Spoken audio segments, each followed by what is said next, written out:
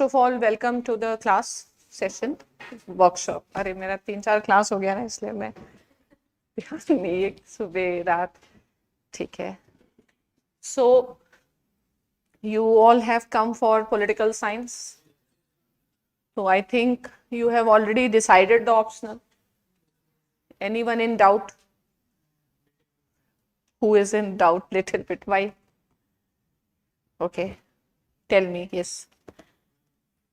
ये डाउट है ma'am history में, और मुझे एसआईआर में थोड़ा सा डाउट है क्योंकि मेरी हिस्ट्री भी थोड़ी ठीक है, मेरा बैकग्राउंड है, तो मैं उसमें थोड़ा सा चूज करने में. तो I can say we have very good teacher for history also. ठीक है कृतिका मैम.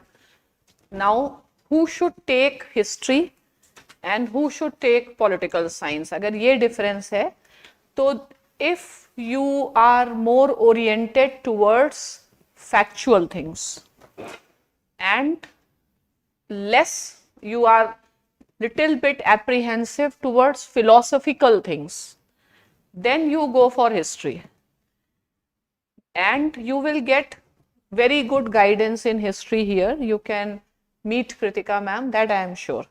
तो आप क्योंकि political science में philosophy का part है, कुछ लोग होते हैं जिनको facts पर ज़्यादा या डर लगता है philosophy से. Next है political science, or I will say the entire exam, the mains exam, is a game of language. Fine. If you write essay, if you write any of the GS paper, you write ethics, it's a game of language. And there is a bigger role of language in humanities optionals like political science, philosophy, sociology. There may be less role of language in some humanities optional like geography, economy, history, maybe. But overall, there is like you need to develop good command over language. That doesn't mean literary language, but yes, effective expression of what you want in your different papers, I will say. Because see, facts are infinite and it may happen that in general studies you get a question which you have not studied, but you should have capacity to write something relevant from that point of view. So you assess yourself, you can read some books and see if you are interested in which type of areas and look at the previous year papers, because only you can understand yourself. But in case anyone decides to go for political science, I think they will not face any problem in the subject. I will ensure that you not only study subject, you enjoy it, you like it, you start loving it. Fine, that I can do. Yes, what is your concern? Then take PSIR. And this should be the last day of your confusion, because this will otherwise not end. The reason is both papers are quite similar. Okay, but the benefit, because someone may have a problem of facts and philosophy, so you can think about history and sociology, but sociology is as good as similar to political science only.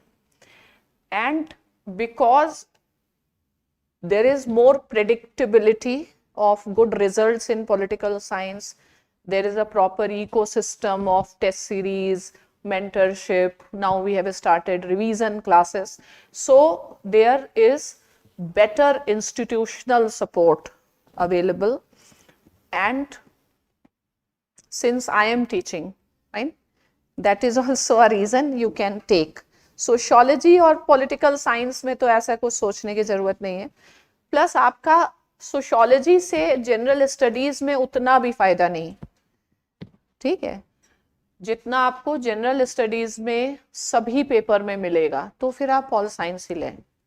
Normally लोग political science के किस part से डरते हैं? Dynamic part, ठीक है, but issue ये है कि you can never ignore dynamic thing in UPSC. आप प्रीलिम्स के लिए भी तो कितना ज्यादा करंट अफेयर्स ही पढ़ते हैं, ठीक है, और आप जो नेचर ऑफ क्वेश्चंस हैं वो कैसे हैं? They are having a combination of the concepts and facts. Even in prelims question, 2 options will be based on concept, 2 options will be based on facts.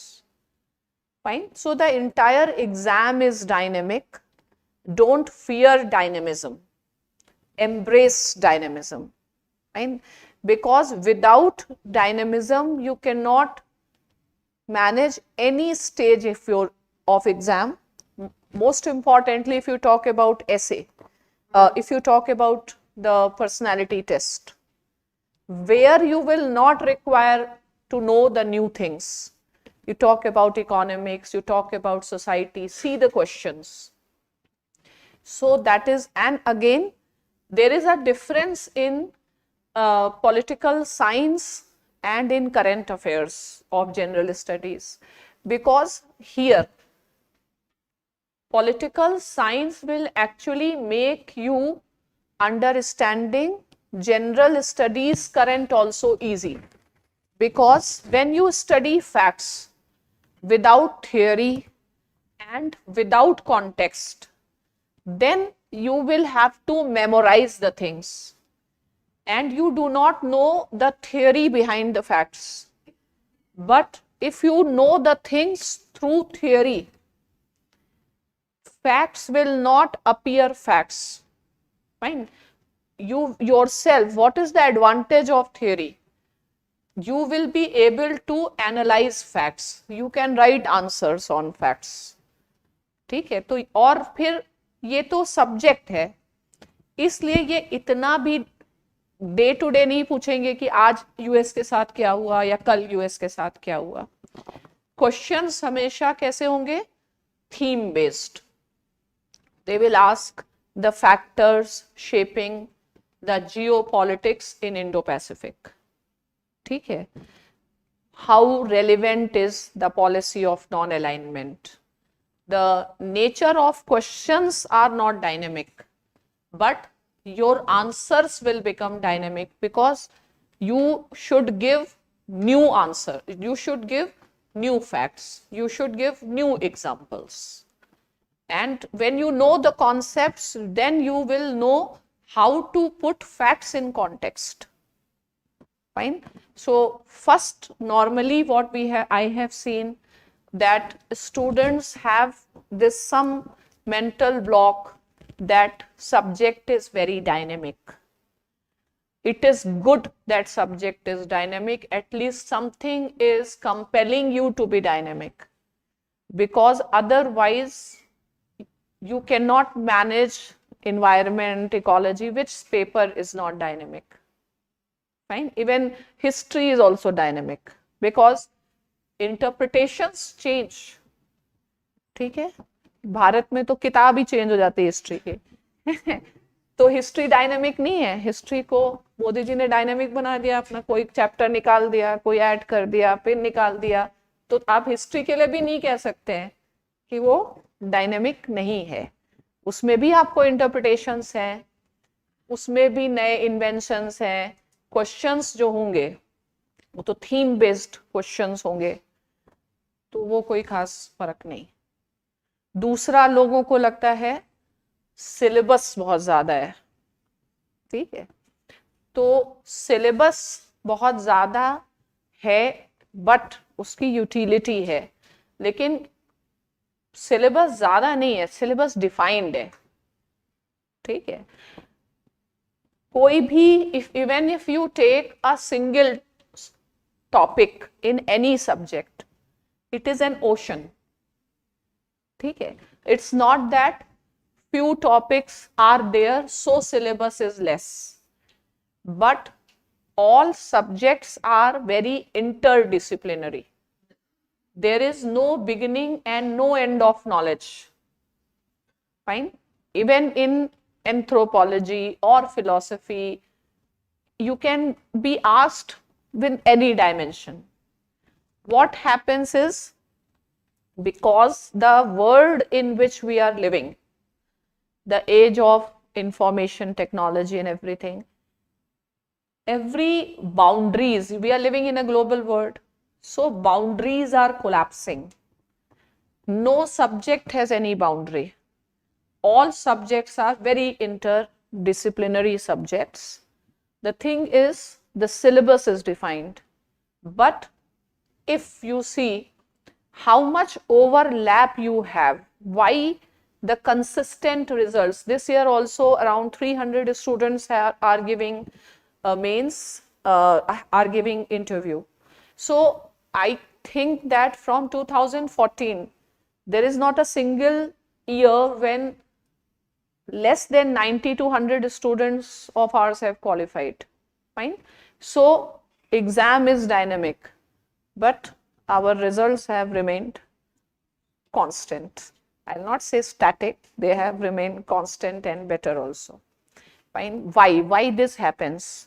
Because political science itself is a very empowering discipline. Fine. It is called as master science. When you study political science, your way of looking at all other things will have a big qualitative difference. The way, suppose I have seen even economy teachers number of times struggling with the topics like inclusive growth, with the topics like planning, land reforms, international political economy. But when you do it in political science, you are not looking just an economy, you are understanding how things are operating. Fine. So when you understand that, the way you can understand international political economy, even economists cannot explain, because their focus is narrow.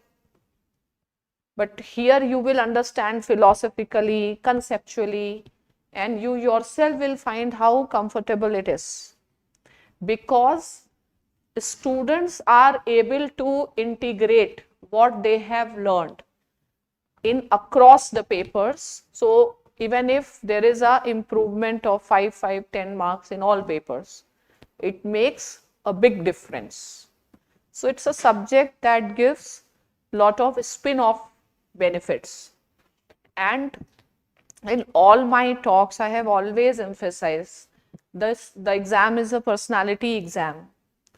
The nature of preparation here and the nature of preparation in universities is very different, because universities is understanding the subject academically, but here understanding the subject in a applied manner. The nature of questions are application oriented. Fine. So again, having basics of your concepts clear, but be more in touch with the papers. Paper is your reference book. Unlike when in academics, you will go deep into academic works. You don't need to do that type. You need to have a very, very practical, very, very contemporary approach to do political science. And when you will study here, you will find that there is a big difference in what you have done in your universities, whether those who have political science in your universities or not. It's all doesn't make any difference, because here the approach is very different. Fine. So another problem number of times is students feel that we have to quote scholars, how to remember scholars. So my theory is, if you have studied something It means you don't have to push yourself to remember. Fine. Your knowledge, your preparation is a preparation when it comes naturally. Just before this workshop, I was taking an essay class, and why students were unable to write a good essay? Because they are coming with some predefined mindset. They are not looking at the essay paper with an open-mindedness. And instead of fulfilling the demand of the question, they are trying to set their information in the question. Fine. And they feel as if we have studied, we have to use it. No. You should be very natural in writing. Your writing should guide you. Even my essay lecture of today is, I think, on YouTube. You can see that. How naturally you can write, it is not difficult. People are making things difficult because they may not have that much knowledge, I think, because political science is what? It's a liberal art. Fine. There is lot of scope of experimentation. You can write things in a different ways. And why there used to be a time when good results used to come in psychology also, right? But then what happened? Each time there is nothing new. Fine. So those notes and all, nothing is revised. Everybody is writing same thing year and year.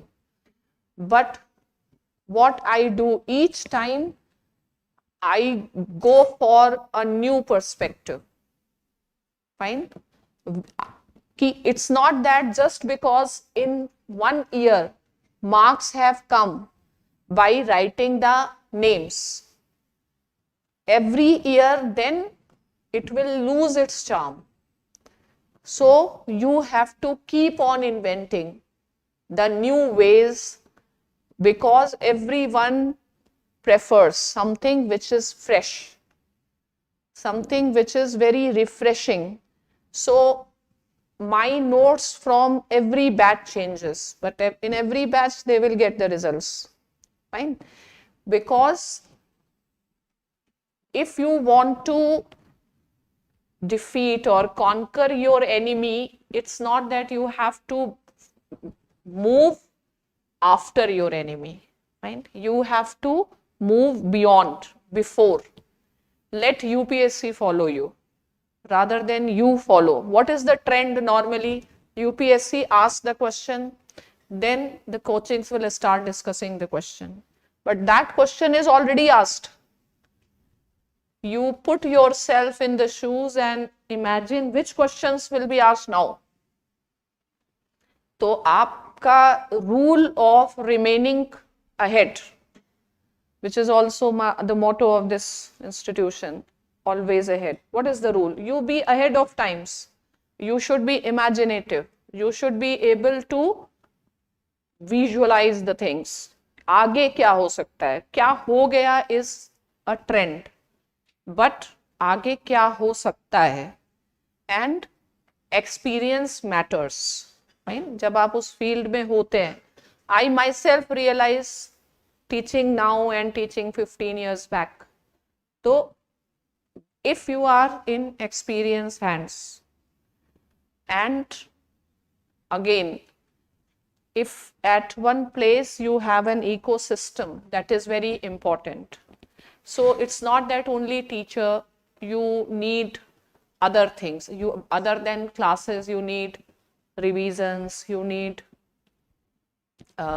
tests, you need discussions. So, teaching itself, gaining knowledge is always, there are multiple modes you have to explore and use.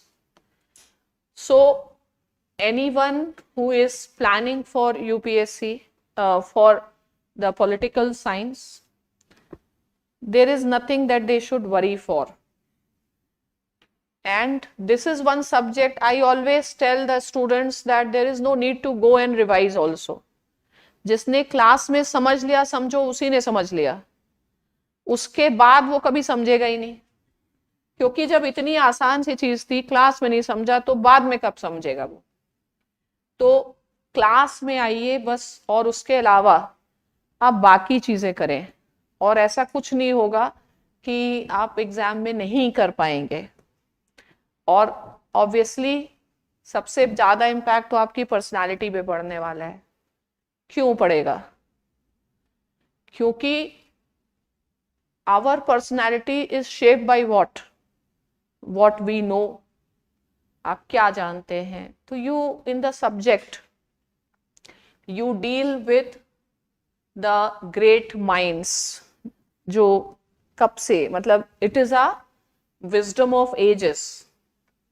अपने आप ही आप अलग दिखेंगे। I can always identify, student को देख के मैं जान जाती हूँ कि ये पॉलिटिकल साइंस का स्टूडेंट है कि सोशियोलॉजी का। ठीक है, पॉलिटिकल साइंस वाले हमेशा कैसे होते हैं? डायनेमिक, एनर्जेटिक, कॉन्फिडेंट, क्योंकि हम वो चीज पढ़ते हैं। वो जो चीज हम पढ़ते हैं उसका हमारी पर्सनालिटी पे इम्पैक्ट ना पड़े ये हो ही नहीं सकता है। ठीक है, तो तुम लोगों ने भी बहुत सारे टीचर देखे होंगे, तुमको कुछ लगता है हमारी पर्सनालिटी अलग? हाँ, लगता है, लेकिन वो क्यों है? I will say this is because of the subject. Because that subject, अब तुम कौटिल्य पढ़ रहे हो, मैकियावेली पढ़ रहे हो, फुको पढ़ रहे हो, तो अपने आप ही आपकी थिंकिंग अलग ही हो जाएगी, and that thinking will reflect in your personality. ठीक है, तो सब्जेक्ट, आपके कुछ questions I would like to take. है कोई क्वेश्चंस? यस, बताइए। एक इनका और था, डाउट ऑफ द सब्जेक्ट। क्या था आपका डाउट? क्या हो गया क्लियर? नहीं, मैंने आपका जैसे नेचर कैसा है, आपको ज्यादा थियरी वेरी से प्रॉब्लम लगती है तो आप ये सब्जेक्ट नहीं लो। ठीक है, आपको लगता है कि फैक्ट्स ये सब चीजों में मैं ज्यादा कंफर्टेबल, मान लो जैसे कोई कॉमर्स वाला बच्चे होते हैं या वो, तो आप अपने हिसाब से उसको, अपने को, मतलब you know who is the wisest man, who is known as wisest man? Socrates. ठीक है, तो what is Socrates one very famous statement? Know thyself. ठीक है, know yourself. If you know who you are, what you want, what is your strength, what is your weakness, then of course the battle is half won. But if you don't know who I am, what I want, तो तब आप हमेशा क्या रहोगे? State of confusion में रहोगे। तो whatever you are doing, you should do with lot of conviction. Conviction means confidence, right? तो confidence will come when there is a perfect harmonization between your nature as a person and what you are doing. But अगर वो harmony नहीं है, हमने बाकियों को देखते हुए भी हम कुछ काम करने लग जाएंगे, तो वो काम हमें सूट ही नहीं करेगा। तो आप अपना नेचर समझिए, किसी प्रेशर में मत आइए, और किसी भी टीचर के कहने भी मत आइए कि ये इस ले लीजिए, ये इस ले लीजिए। There is no better judge of you than you yourself. तो अपना तरीका क्या है? अपना एजुकेशनल बैकग्राउंड देखिए, सिलेबस देखिए, थोड़ा बुक्स इतना सारा नेट पर है वो भी देख सकते हैं, क्वेश्चंस देखिए, क्योंकि पढ़ने में मजा आना चाहिए। ठीक है, because what we can do with sustenance which we enjoy.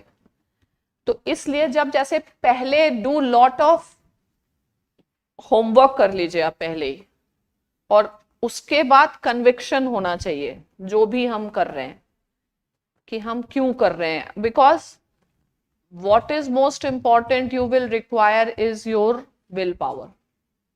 Exam में रहने, जब इतने 11-12 लाख लोग फॉर्म भर रहे हैं, आसपास पूरा राजेंद्र नगर में पूरा भीड़ ही है, ठीक है, तो अगर आपके पास स्ट्रॉन्ग विल पावर नहीं होगी, शुरू में आप लिखेंगे, आप एक पेज नहीं लिख पाएंगे, तो वो सब चीजें ऐसे मूवमेंट्स होते हैं जिसमें a person will feel defeated, purposeless हो जाता है, डीमोटिवेटेड हो जाते हैं, लेकिन उसको आप ओवरकम करें। तो इसलिए आप पहले, मतलब कोई हड़बड़ी नहीं होती है कि एकदम आज ही पढ़ने लगे 24 घंटा, नहीं, और शुरू से ऐसे नहीं है कि शुरू से 24 आवर्स पढ़ रहे हैं, 18 घंटे पढ़ रहे हैं, आप 6 ही घंटे पढ़िए, लेकिन आप खुद को चैलेंज करिए कि 6 घंटे में ही I can do what someone else can do in 12 hours, and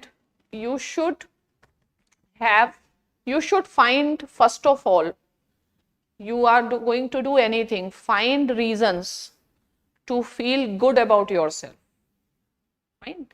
So when you start loving yourself, feel confident about your decisions, because I think that all those things matter. It's not for UPSC exam, it's not only I teach pol science, you learn it and you will perform. Fine. To take a very holistic and an integrated view, take all possible dimensions of preparation, from psychological, emotional, social, cognitive, knowledge, सारी चीजें जब, जैसे ऐसे कहा नहीं जाता है कि सब संयोग बनते हैं, ठीक है, तो आप सारे संयोग को एक जगह लाइए। ऐसा नहीं होना चाहिए कि मन नहीं लग रहा है, आप हाफ हार्टेडली कर रहे हैं, लेकिन अगर आप फुल हार्टेड करेंगे तो नहीं होगे का कोई प्रश्न नहीं, क्योंकि मेजॉरिटी को यही नहीं पता कि वो हाफ हार्टेड है। कम से कम यहाँ जाके तो जान लेंगे कि आप हाफ हार्टेड कर रहे हैं कि फुल हार्टेड कर रहे हैं। लोग तो रियलिटी में रह ही नहीं रहे। People are, because we do not have a habit of thinking critically. We want to avoid things which may not appear good to us, nice to us. तो हम बहुत सारा, मैंने स्टूडेंट्स के बीच में यही चीज एक्सपीरियंस की कि people do not come with the proper homework and about themselves, and they remain confused. They may not have a lot of clarity about the goals. Even if I ask question, how many of you know that if you become a collector, what will be your task? You may not be knowing what will be your power. So do work so that you start valuing that goal. ठीक है, do proper research, understand it. You have to make that goal very personal and important. It is not sitting in any exam. It is not, and actually we should not do anything just for doing, because it wastes our time, it wastes our money, resources.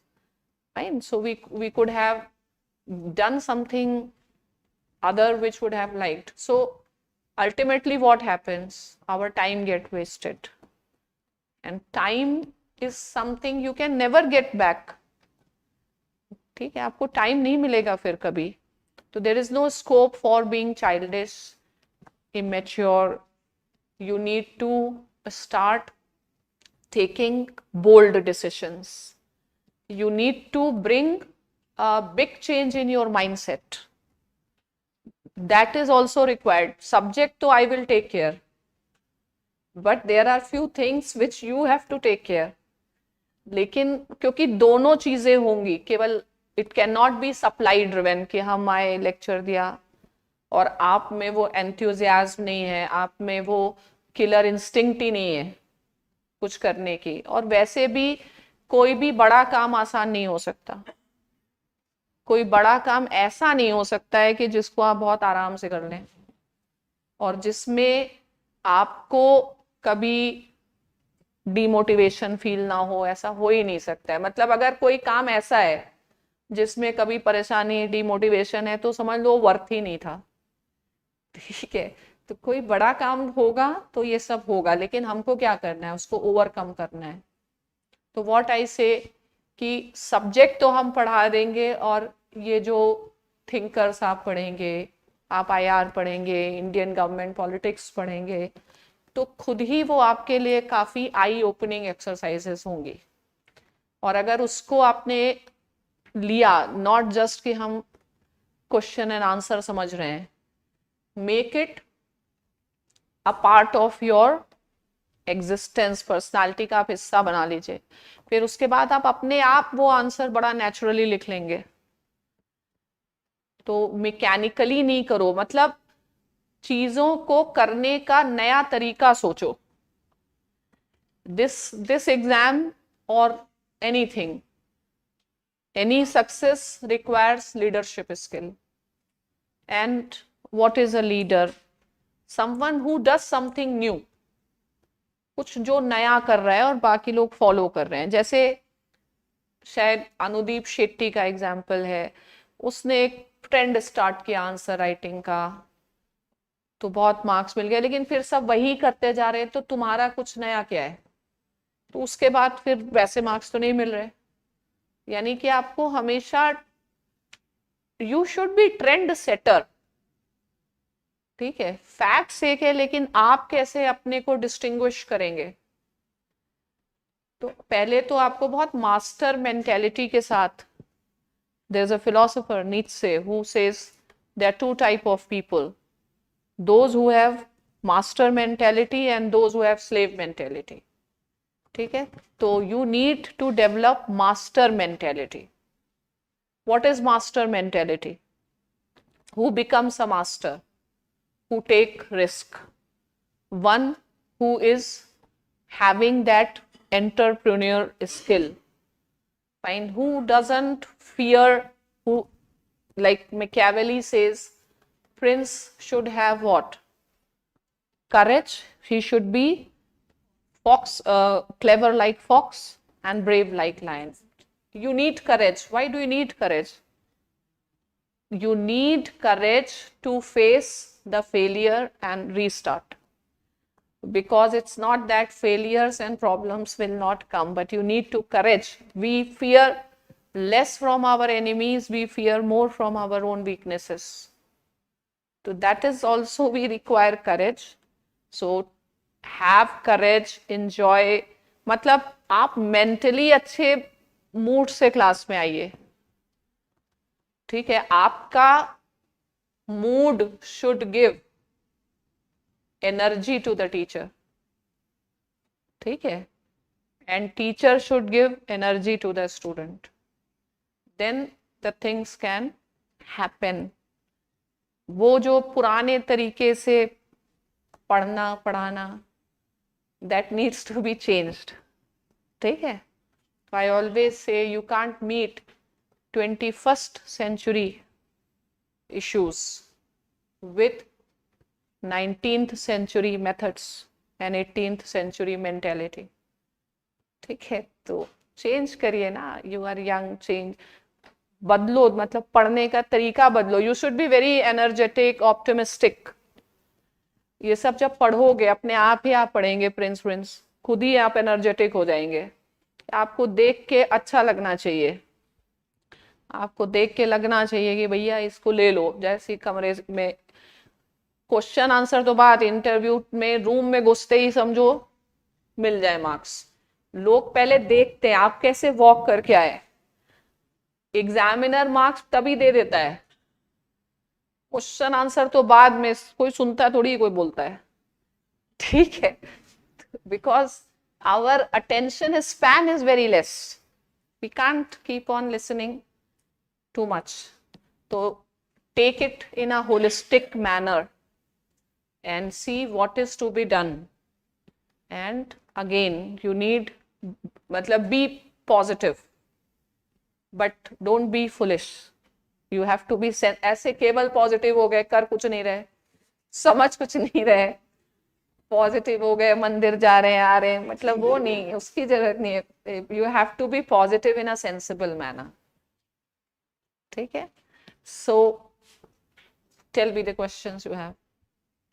Hello. Yeah. Ma'am. Good evening, ma'am. First of all, thank you for taking up the session. My name is Anurag. I'm a graduate from University of Delhi. Okay. Ma'am, as you quoted Nietzsche, Huh. the problem with me is an existential crisis, actually. I gaze into the abyss and the abyss also gazes back at me. Okay. I actually don't understand where to demarcate between political science and the GS perspective. I can quote one example if I may. Okay. In a recent essay, there was empathy is a necessary evil. This was an essay topic. So how I proceeded with that, it was an example I gave from the COVID pandemic. That there were some dogs in my locality and they were attacked by an aggressor dog. So I tried to protect them. I figured out that if anyone else would have thrown a stone at that aggressor dog, I wouldn't have stopped him. And this is how empathy plays a role in our international relations as well. Hitler used it against Marxists and Jews by telling a propaganda against them by compelling the Nordic German Aryans. In 1984, anti-Sikh riots of India, or say Saddam Hussein's regime, which was propagated in US. So ma'am, I don't exactly understand where to demarcate between the GS and general perspective and the political science. For that, let us see one. That's why I said कि where is this? इसको जरा चला दो. हाँ, ऐसे चलता है. See, first of all, don't have this preconceived mindset that this is a GS answer or this is a political science answer. It's a question and it's an answer, and knowledge cannot be compartmentalized. Fine. I also often hear GS का निकालना जरा GS2. Number of times I hear that some teachers or mentors also guide that if this question comes in GS2, you have to write different answer. If it comes in GS1, you have to write different answer. No, it's not like that. It is an integrated thing. You don't have to worry for it. Why different papers? Because in one single paper, you can't ask all such things. Fine. So that's why today's you go and watch my, if it is there in YouTube, the essay discussion. So you will get to know that be very natural. Whatever comes to your mind. ये इसे और है IGP. चलो अच्छा, इसके बाद अभी देखते हैं, यही एक कर लेते हैं, फिर इससे एक क्वेश्चन था ना. हाँ रुको, ठीक है. मतलब you must have heard about NAM. ठीक है, इसके लिए तो कोई थ्योरी नहीं लग रही है.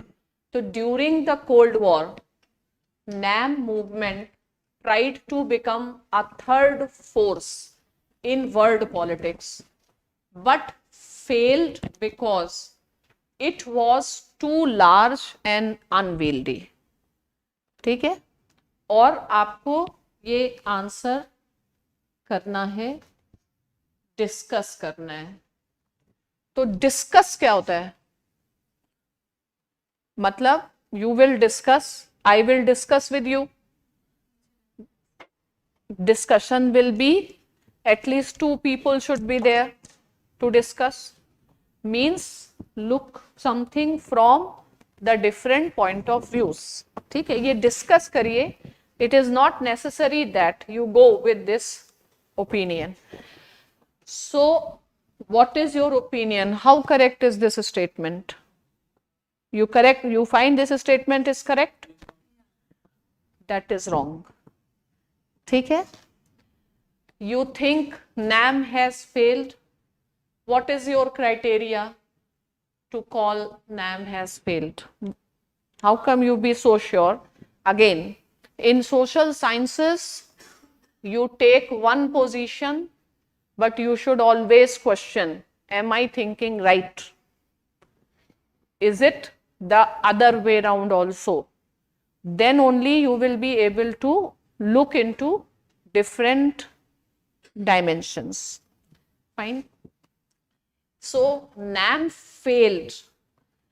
It was your reflex response to the question. ठीक है, but you need deeper thinking. Fine. If you say NAM failed, what is the criteria you have that NAM has failed? What is the basis you said so? Tell me the criteria. Because NAM was a group of the countries of Global South, and at that time they were not very economically strong. So we can say that with that perspective, we can say that at that time, at initial level, that program failed, that movement. But later, yes, we can say that it is right now moving a very great phase because. अब तो और great phase नहीं. Because we can see the example of G20, it was like India as a voice to Global South. So that moment has given us. But that is not NAM. G20 is not NAM. I am saying that Global South. So who is asking that NAM had been a useful instrument of India's foreign policy? We are not asking this. देखिए, सबसे पहली बात, आपने question ये है, बड़ा emphatically है, but failed, और आपने कह दिया फेल्ड, लेकिन आप फंस जाएंगे जब आपको पता नहीं ना क्यों फेल के पास. तो फेल का कोई क्राइटेरिया भी तो होगा. Created so that the countries do not align itself from the world outside Russia and USSR.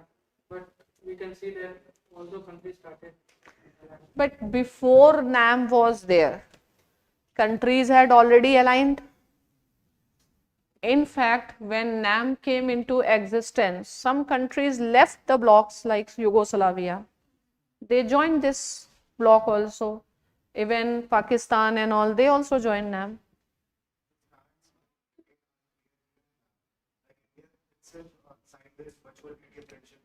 तो अभी क्या है, सबसे पहले instead of looking for the arguments what has failed NAM, you have to first conceptualize how will you define a failure.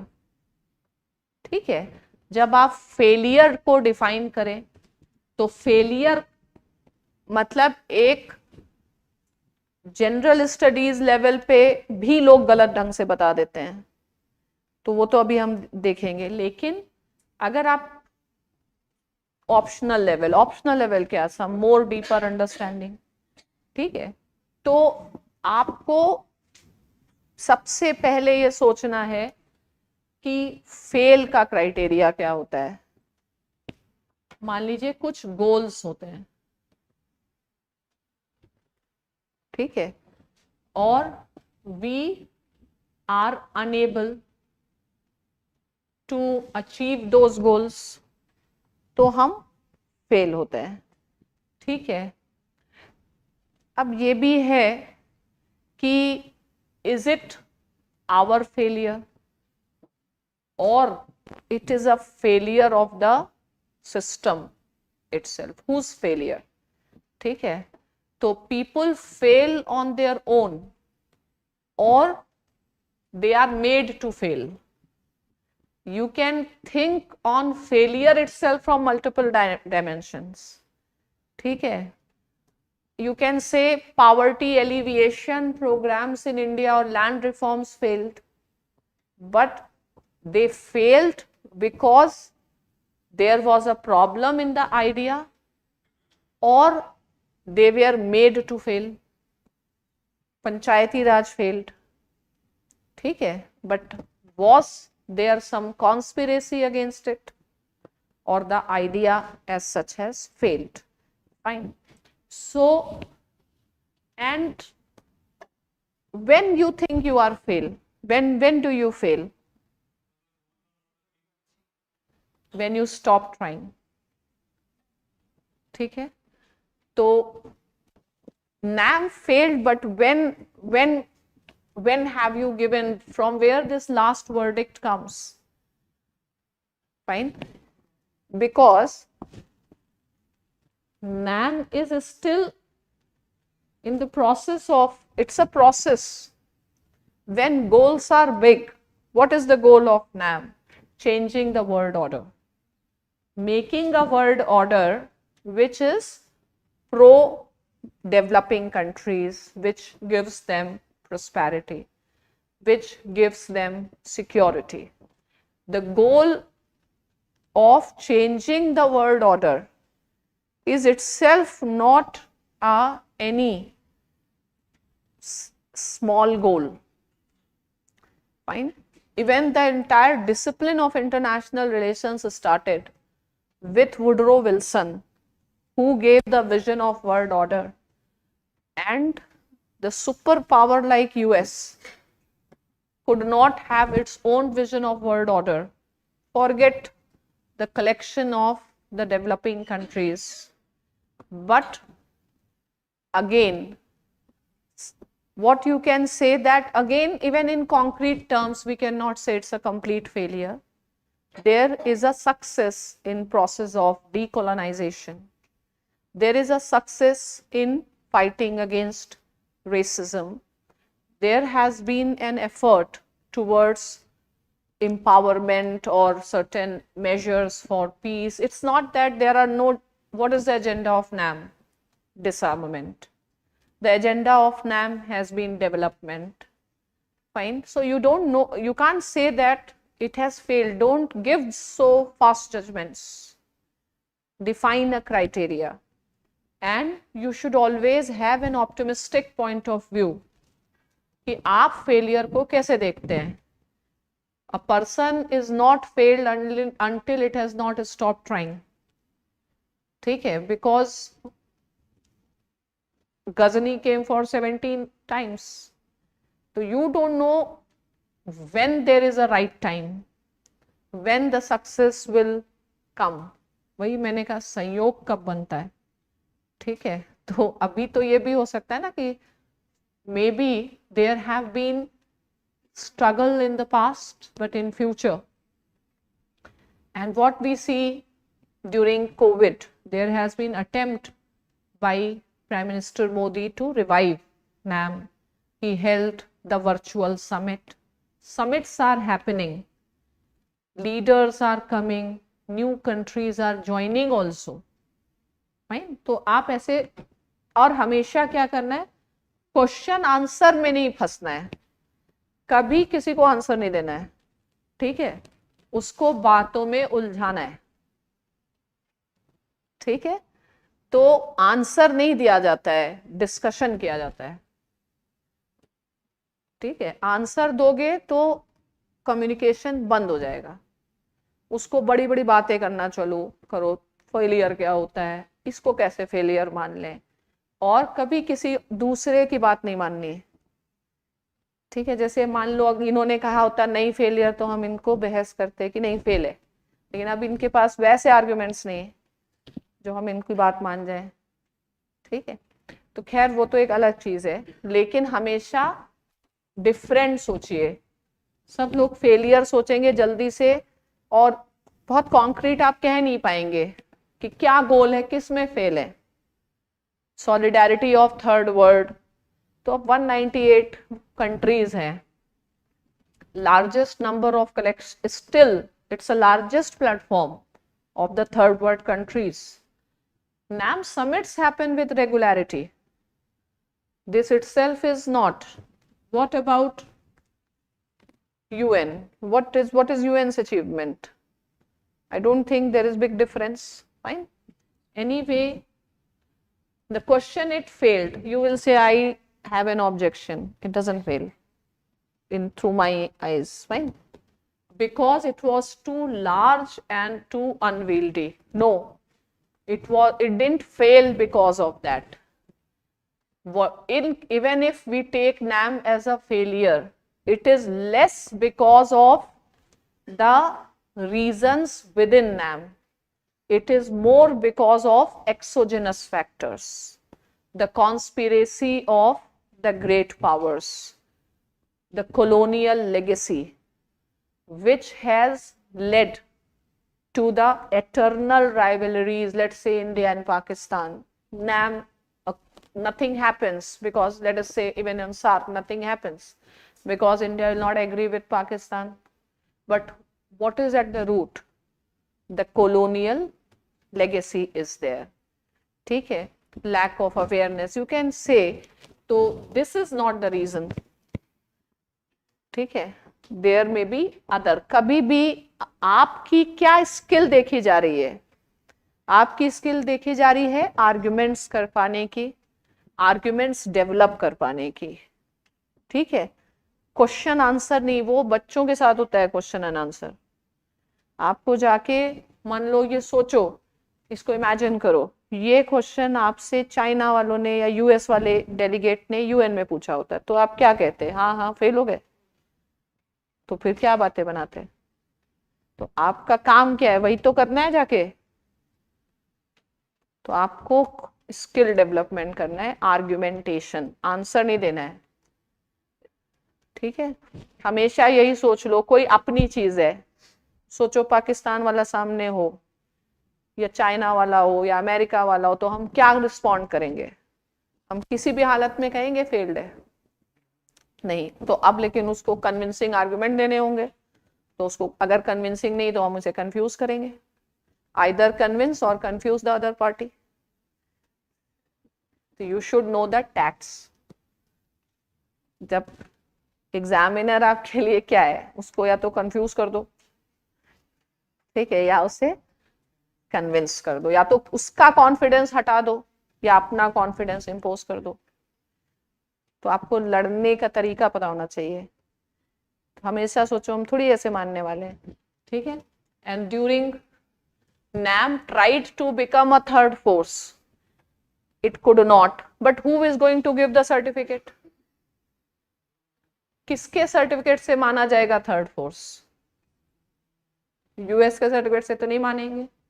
We have no recognition for US certificates. NAM has a third force. It emerged, it stays. Most of such statements come from the Western scholars. And because had NAM been such an insignificant force, why do they take pain to criticize NAM? The very reason, fine, they write about NAM means it matters. And we should be able to distinguish between the fact and the propaganda. ठीक है. तो what I am doing, I am playing with the words, playing with an ideas. ये सब चीजें आपको चाहिए जो अपने आप. तो पहली चीज तो यही है कि जो भी स्टेटमेंट हो उसका काउंटर सोचना है, आर्ग्यूमेंट्स सोचने हैं आपको अलग ढंग से. जो आपको पता है उसके अलग ढंग से सोचना है. Is that clear? और ये क्यों है? हर में कुछ ना कुछ गड़बड़ है. Is that clear? चलिए और इनको देखते हैं. जीएस वाला जरा खोलो देखें. अब यही क्वेश्चन मान लीजिए जीएस में आ जाता है तो क्या गलत, अलग क्या लिखते हैं आप? उन्होंने कुछ इंस्ट्रक्शन दिए, जीएस आंसर बिलो स्कॉलरली लिखिए, ऐसे कहा है. तो ऐसे आप क्यों जीएस को अंडर वैल्यू क्यों करते हैं भाई? जीएस में भी तो पॉलिटिकल साइंस वाले लोग तो GS2 चेक करेंगे, तो उनका स्तर क्या एकदम गिर जाएगा? उनका स्तर राजेंद्र नगर के मेंटर लेवल पे आ जाए क्या? नहीं होगा ना. तो जो क्लास है वो क्लास है, जो क्वालिटी है वो क्वालिटी है. और एग्जाम, कम्युनिकेशन, ह्यूमंस सब साइकोलॉजिकल है. हम लोग रैशनल कम होते हैं, साइकोलॉजिकल ज्यादा होते हैं. तो आपको किसी के भी माइंड को इन्फ्लुएंस करना होता है. तो माइंड को आप कैसे इन्फ्लुएंस करते हैं? उसके लैंग्वेज से, अपने एक्सप्रेशन से. एग्जामिनर भी बैठ के एकदम कब अच्छा यूपीएससी ने मॉडल आंसर दिया, ये पॉइंट लिखा नहीं लिखा तुम्हें लग रहा है, कोई नहीं. वच स्टार्ट का देखेगा, थीम देखेगा, लास्ट का देखेगा, और आइडिया लिया जाता है किसी भी व्यक्ति से कि उसका बैकग्राउंड क्या है, उस व्यक्ति की पर्सनालिटी का बेस क्या है. 10 फैक्ट उसे नहीं पता है तो बाद में फाइल दे देंगे, पढ़ लेगा. बट फैक्ट को प्रोसेस कर पाता है कि नहीं? ठीक है. चलिए हाँ लास्ट में होगा शायद GS2 का। और कुछ क्वेश्चन पूछे? Ma'am, on this side, yes will being argumentative yield the good marks? Because it's going to challenge the mindset of the examiner. Examiner का माइंडसेट क्यों चैलेंज करेगा? उसने तो तुम्हें चैलेंज दिया है, you prove your self worthy of it. आप ये देखिए आपको किस लिए चुना जा रहा है। आप अभी even if you are working in domestic, आप डोमेस्टिक में भी जॉब कर रहे होंगे या IAS का भी जॉब कर रहे होंगे, फिर भी सब इंटर डिपेंडेंस हो चुका है।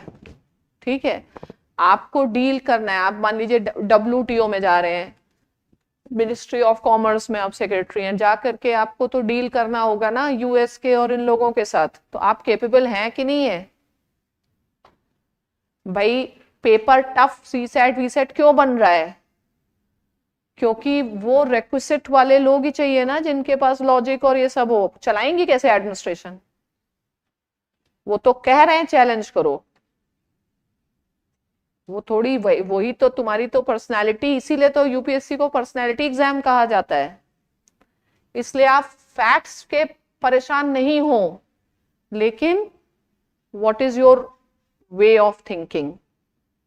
क्या आप उस मटेरियल के हैं जिसको बाद में ट्रेनिंग देके डेवलप किया जा सकता है, या मटेरियल ही बेकार है? ठीक है, तो आप सिर्फ एक रॉ मटेरियल होंगे ना, आपकी तो ट्रेनिंग होगी बाद में, लेकिन मटेरियल है भी। आर यू UPSC मटेरियल सुना है वर्ड? तो आपको UPSC मटेरियल चाहिए। आपको कौन सा चैट GPT बनना है कि 100 फैक्ट्स याद करके तुरंत बताने हैं? तो जो चीज चैट GPT नहीं कर सकता या AI नहीं कर सकता वो आप करें, आप इंडिस्पेंसिबल बने। तो आप क्या नहीं कर सकते, मतलब कुछ तो आप डिफरेंट करने होंगे ना। It's not speed, it is also not collection of facts, it's how you deal with the facts. कैसे आप उस चीज को प्रेजेंट करते हैं, आपका अप्रोच क्या है, आपका वर्ड व्यू क्या है, कैसे चीजों को। तो पहली चीज तो ये है कि कभी एक्सेप्ट ही नहीं करना है, तब जाकर ही आप डिबेट कर लेंगे। जो भी जैसे कुछ गया है वो गिवन को एक्सेप्ट ही नहीं करना है, चाहे फिर कोई आ जाए, गांधी आ जाए, कोई आ जाए, क्यों हम मानेंगे वो हमसे बड़े हैं? ठीक है, और कौन देगा सर्टिफिकेट? ये सब मान किसी और से इन्फ्लुएंस ही नहीं होना है कभी। ये है क्या? अब जैसे यही क्वेश्चन है, constitutionally guaranteed judicial independence is a prerequisite of democracy. क्या लिखना चाहिए था इसमें? किस चीज पर क्वेश्चन? जुडिशियल इंडिपेंडेंस पे क्वेश्चन है, गलत। इंपॉर्टेंस, इंडिपेंडेंस मीन्स है एंड क्या है? डेमोक्रेसी। तो क्वेश्चन तो डेमोक्रेसी पर है, जिसमें जुडिशियल इंडिपेंडेंस एक प्रीरेक्विजिट है। It's a prerequisite. तो आपको आंसर कहां से लिखना होगा? जुडिशियल इंडिपेंडेंस से आंसर लिखेंगे कि डेमोक्रेसी से? डेमोक्रेसी से। अब डिसाइड करो, डेमोक्रेसी से लिखेंगे। तो सबसे पहले हमें यह पता होना चाहिए इंडिपेंडेंस। यही तो लोग सोचते नहीं, जनरल स्टडीज पढ़ाने वाले कहते हैं एक पैराग्राफ जुडिशियल इंडिपेंडेंस पे लिख दो, एक डेमोक्रेसी पे लिख दो, एक दोनों को मिला के बैलेंस जजमेंट दे दो। ऐसे मैकेनिकली थोड़ी आंसर लिखा जाता है। आप पहले समझिए कि what is the bigger theme जिसके अंडर में आपको डिस्कस करना है। तो पहले डिस्कशन करना पड़ेगा डेमोक्रेसी पर। क्या डिस्कस करोगे डेमोक्रेसी पे?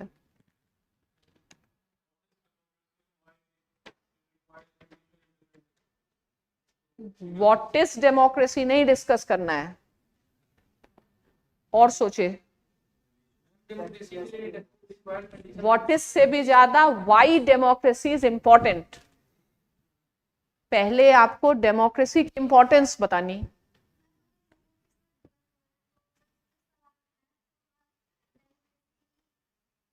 सवाल उठाना अलग चीज है, बट डेमोक्रेसी मतलब ये क्वेश्चन क्यों है भाई, हम क्यों परेशान हो, is a pre requisite of democracy. तो हमें मोर देन टेलिंग, क्योंकि शॉर्ट है तो हम वाई नहीं, अब हमें चूज करना होगा व्हाट इज डेमोक्रेसी और वाई डेमोक्रेसी। ठीक है, तो prerequisite for democracy, why democracy, what do you want to tell? Pardon?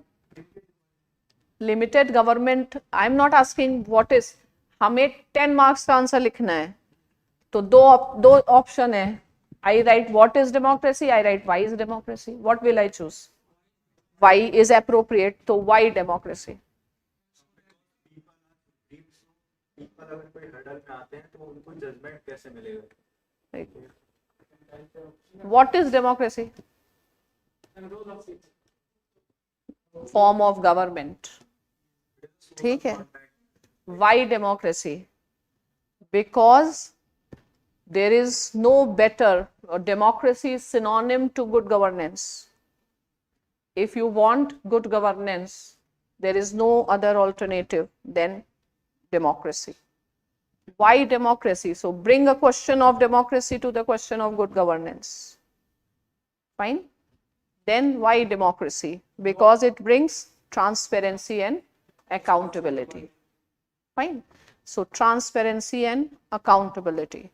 Who will ensure the transparency and accountability? Judiciary. With what mechanism? Judicial review.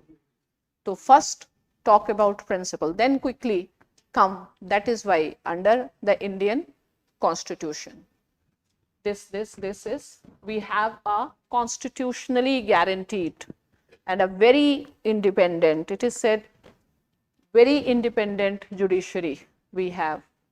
Fine, starting with the system of appointment, system of removal, security of tenure. Fine, so you write about it. But are you able to get the crux or not? यही distinguish हो जाएगा कि इंसान के पास crux है या mechanical है। पहले कॉन्स्टिट्यूशन, फिर इंडिपेंडेंस, फिर डेमोक्रेसी, फिर कंक्लूजन में कुछ है नहीं, कंक्लूजन अपने आप आ जाता है। ठीक है, what else do you want? Satya hai? Ma'am, one more question, please. Small, yes. Ma'am, it is said that PSIR overlaps and helpful in GS4 and essay paper. I Kindly say elaborate GS2. how. In GS4 and essay paper. Array, it overlaps even in GS1 also and everywhere. ठीक है, तो क्या है, आपने GS1 देखा, modern India है उसमें। ठीक है, पोस्ट इंडिपेंडेंस है, सोशल है, वो सारा आपका इंडियन गवर्नमेंट एंड पॉलिटिक्स में कवर होता है। GS2 तो वैसे ही है, उसमें तो बताना ही क्या, वो पॉलिटी एंड IR वैसे ही है, उसमें दोनों पेपर में से कवर हो रहा है। GS3 मतलब कुछ फैक्चुअल एक्चुअल जानना होगा इन लोगों को, तो GS3 है मान लीजिए, उसमें भी जो इकोनॉमी है वो भी it is political economy. What is political economy? States economic policy. तो आप मेंस के क्वेश्चन देखिए, मेंस के क्वेश्चन माइक्रो वाले नहीं होते, उसमें भी अगर आपको पॉलिटिकल साइंस, जैसे most of the political scientists are also economists.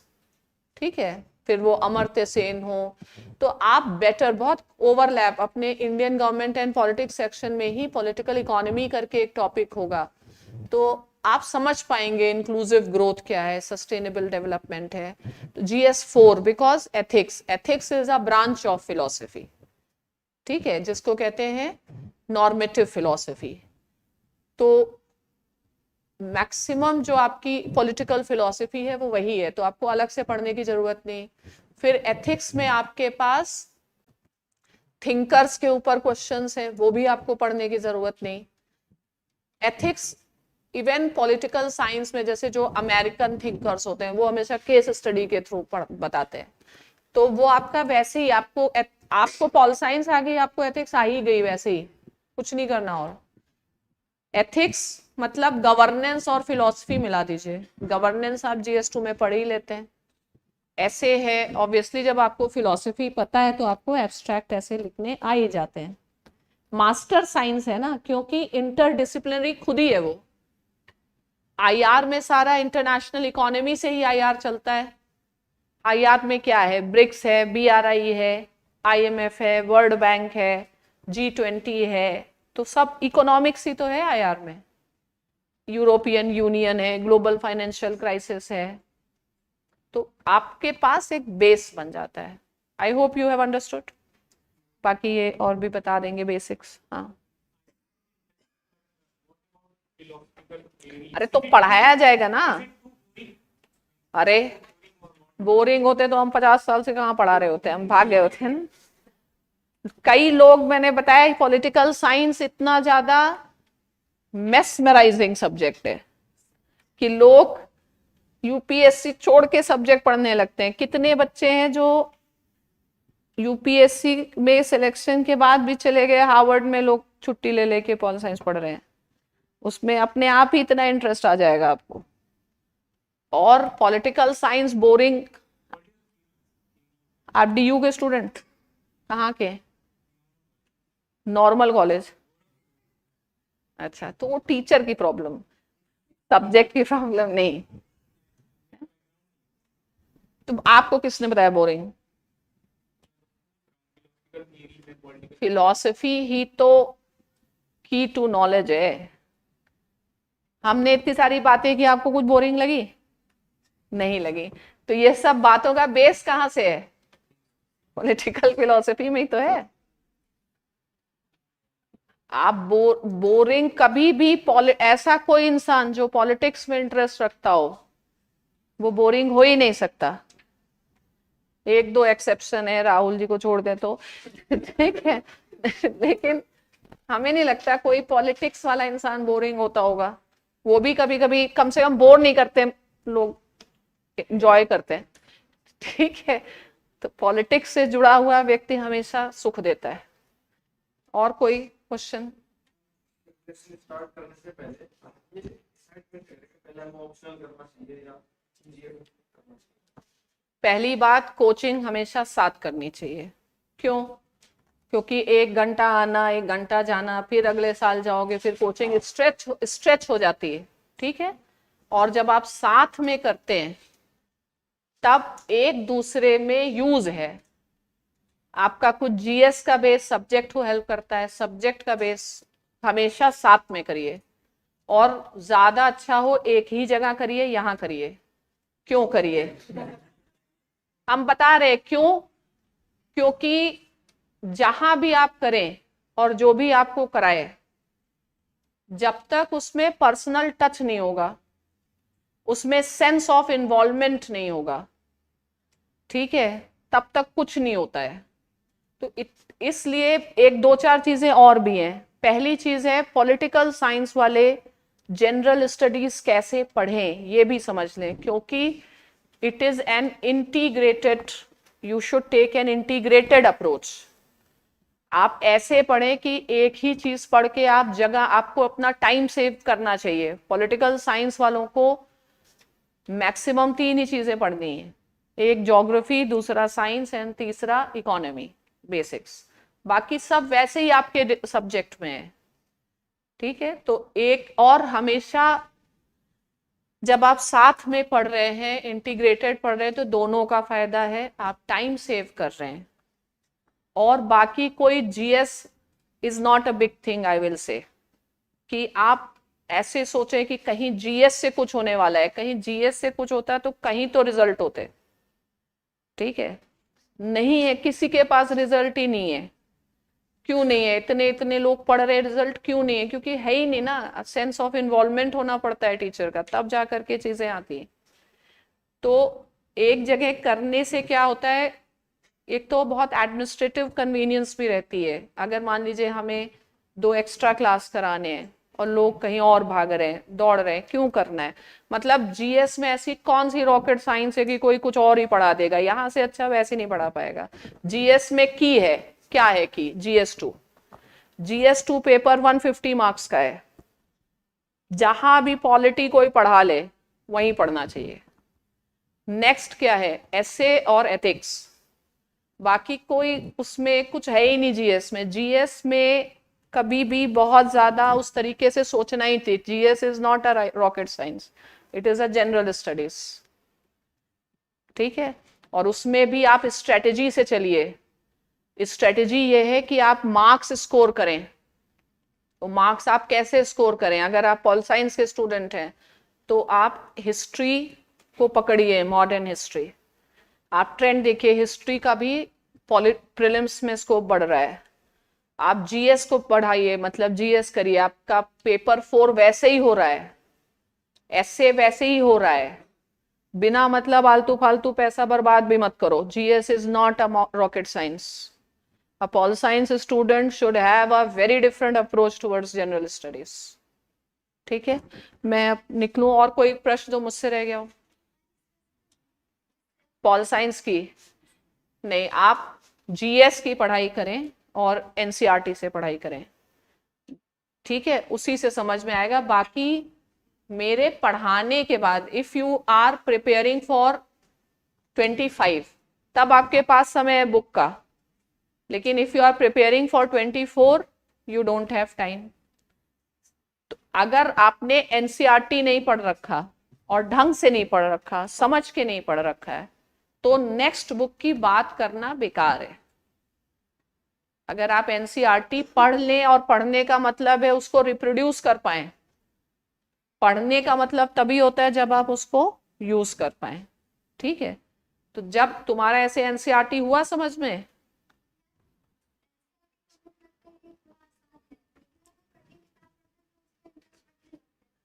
हाँ, तो वो इसीलिए क्लास होता है ना। Class will make difficult things easy. You will, जब तक आपको ओवरव्यू नहीं मिलेगा तब तक ऐसे नहीं होता है। अभी पेपर भी तो पढ़ना आना चाहिए।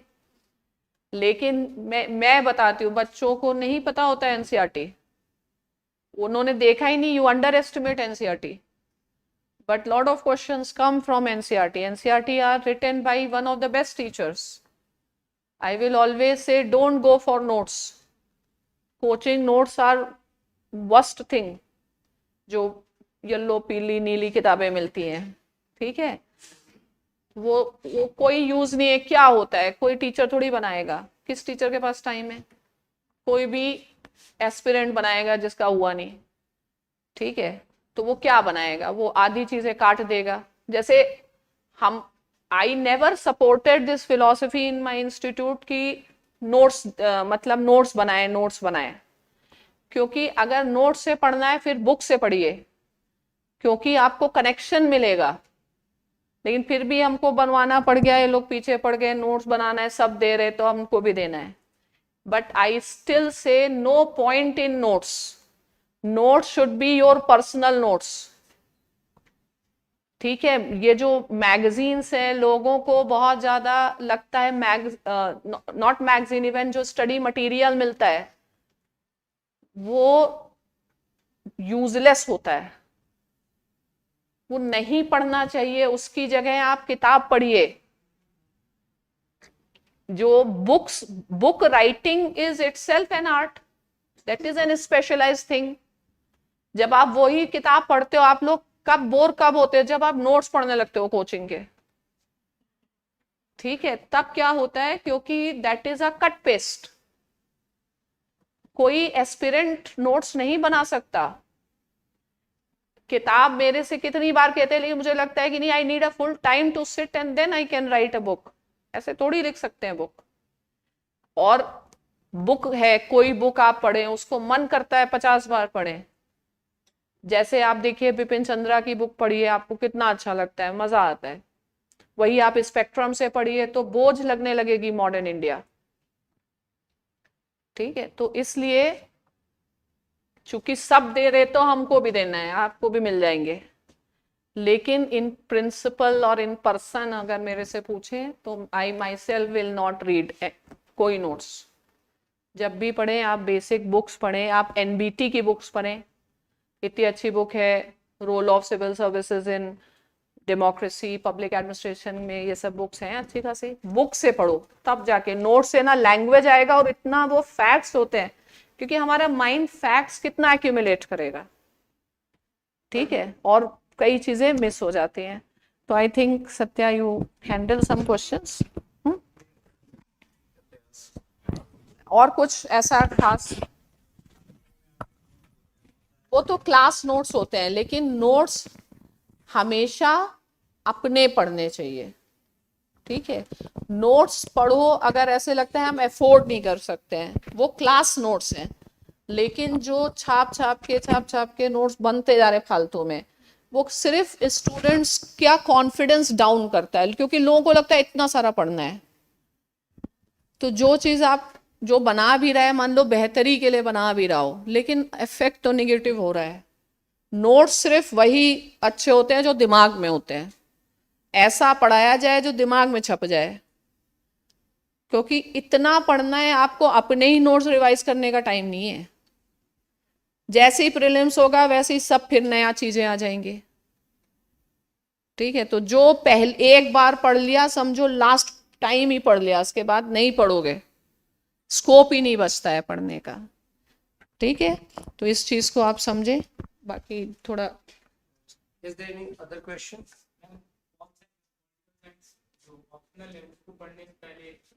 एनसीईआरटी बताया तो।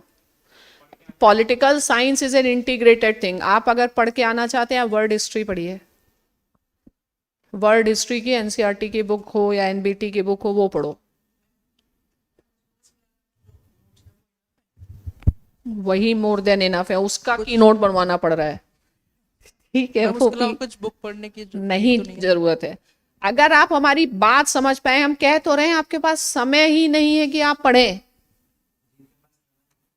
नहीं है। आपको लगता है समय, समय कभी भी नहीं। जो 25 के लिए पढ़ रहा उसके लिए भी समय नहीं, क्योंकि तब तक वो नॉलेज डबल होने वाली, 24 की भी नॉलेज है, 25 की भी नॉलेज है, ठीक है?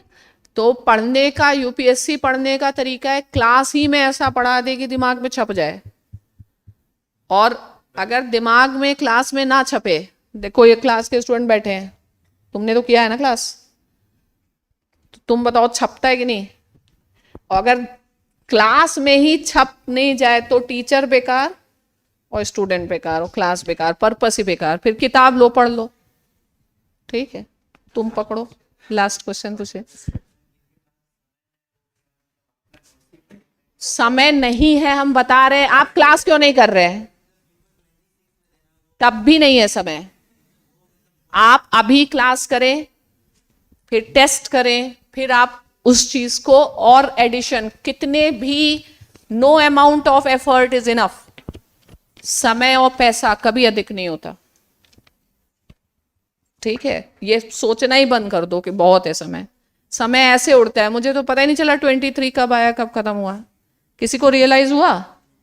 नहीं, नहीं है समय। आप इस भ्रम में ही नहीं रहे, समय बहुत है, ठीक है? मैम, या एक्सक्यूज मी, यस, खैर आपने मेरी तरफ पॉइंट आउट किया तो आपकी तारीफ में कुछ बोलना चाहूँगा। अच्छा बोलिए। ये है कि हर शहर जगाता है जो आफ्ताब, वो आप हो। रोशन शब तारीक का महताब, वो आप हो। कितने ही जंग आलूद जहन निखारे आपने। आती है आब जर से जहां को ताब, वो आप हो। शुक्रिया शुक्रिया शुक्रिया, थैंक यू थैंक यू। इनको बुलाया आप लोगों ने, सायरा हैं? इनको बुलाया जाएगा 26 जनवरी को। We are Wasim, you have to be there organizing something on 25th, on 26 Jan. inform old वालों को बुलाओ। चलो, thank you. I think all the queries have been addressed. Anything particular? No? ठीक है, thank you. कुछ course conduction से related कोई you want to know something? I think 1-1.5 घंटे के सेशन में काफ़ी कुछ मैम ने बता ही दिया है, ठीक है? क्या है, पूछो। रेगुलर क्लासेस तो होती रहेंगी सर, हाँ हाँ, लेकिन सर अगर कोई टॉपिक कंप्लीट हो गया या कोई पार्ट हमने पूरा कर लिया तो उसका सर बीच बीच में टेस्ट भी होगा सर? टेस्ट फाउंडेशन कोर्स का पार्ट नहीं है, that is a separate test series जिसमें 25 टेस्ट होते हैं। 17 सेक्शनल टेस्ट प्रीलिम से पहले होते हैं और 8 full length test after the prelims. So test are not the part of this particular course. और सर अगर हमने मतलब साइलेंस, हाँ, अगर मतलब सर हमने जो थ्योरेटिकल पार्ट है या सिलेबस हमने पढ़ लिया है तो मतलब वो क्लासेस में ऐसा भी समझाया जाएगा कि आपको अब आंसर में कैसे इंप्लीमेंट करना है इसको सर? वो क्वेश्चन आंसर के थ्रू ही होता है, in the sense, silence, PYQ would be the base. Okay. Now, yadi you have started the preparation of optional. If you go through the PYQ, go after 2013 के बाद या फिर year 2000 के बाद, you will realize that questions are repeating. Okay, and this is more specific with respect to optional. General studies थोड़ा सा vast हो जाता है, and therefore that is PYQ is the base over which we are building the foundation course. So the conduction of the course would be explanation, then the notes would be dictated, and then doubts would be taken. Okay, so and political science चूँकि ये syllabus ऐसा है कि connections है. Okay, for example, if you are reading about ideologies, आपने liberalism के बारे में पढ़ा, socialism, again the repetition would come when you will read about the theory of state. क्योंकि theory of state में भी फिर वही पढ़ना है ना कि what liberals थे about the state, what socialists थे, feminists का क्या कहना है state. So there will be many repetition. So one thing about political science optional is, or the most challenging part is कि syllabus काफी बड़ा है. You cannot deny that syllabus is quite huge. But when you look at the overlap with the general studies, what ma'am was explaining, वो compensate हो जाता है. And secondly, within the syllabus also चीजें repeat होंगी. Okay, तो आप for example आप Indian political thought में भी गांधी को पढ़ना है, and then you have Gandhism also. Similarly, you will read about Gandhi in paper 1 section B. जो इंडियन गवर्नमेंट एंड पॉलिटिक्स. सो ऐसा थोड़ी है कि गांधी को हर जगह अलग अलग पढ़ेंगे. If Gandhi is talking about sustainable development, so हर जगह वही बातें करेंगे. If Ambedkar is talking about that, so there is great overlap between optional and GS, and there is a great repetition within the subject also. तो वो बार बार चीजें आएंगी. Okay, and plus you will revise from your side also.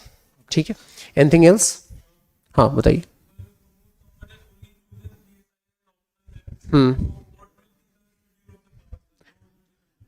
The class, the course which is starting from 12th of Feb, it is from 2 p.m. to 4:30. 2 p.m. to 4:30 p.m. Towards the last, and it always happens, towards the last, around 20 classes, we may have to do the double classes. ठीक है, but 90% of the course would be from 95% of the course 2 to 4:30 वो होता है. Timing यही रहती है. हाँ. No, it would be 6 days a week. 6 days a week. Sir, paper one. Although I would suggest that you also keep the slot free on the 7th day also. ठीक है, वो 2 to 4:30 वाला slot आप separate रखिए. हाँ जी बताइए. Sir, paper 1 और paper 2 दोनों मैम ही पढ़ाएंगे? नहीं, पेपर 1 पेपर 2 दोनों मैम नहीं पढ़ाएंगी. मैम 70% ऑफ द सिलेबस पढ़ाती हैं. 1A ma'am पढ़ाएंगी, paper 2 पढ़ाएंगी. ठीक है, 1B I teach Indian government and politics section, and paper 2 section A में एक टॉपिक है आपका पॉलिटिक्स ऑफ रिप्रेजेंटेशन, दैट उसमें पॉलिटिकल पार्टीज, प्रेशर ग्रुप और सोशल मूवमेंट पढ़ना है. सो आई टेक दैट. ठीक है, anything else?